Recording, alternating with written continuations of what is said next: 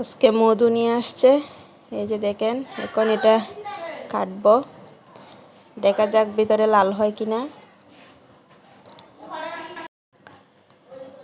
তো দেখা যাক কি হয়।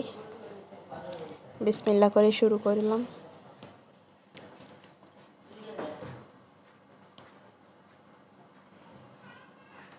আগের বার একটা নিয়ে আসছিল, ওইটা মোটামুটি লাল ছিল, বেশি লাল হয় নাই।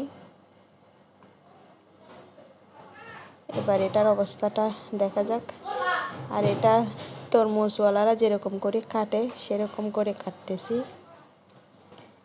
এভাবে কোনো সময় কাটি নাই, এই প্রথম, যার কারণে একটু কষ্ট হচ্ছে।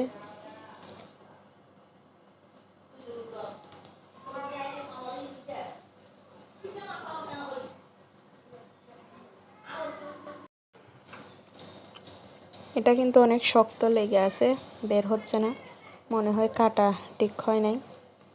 এটা একটু দেখি।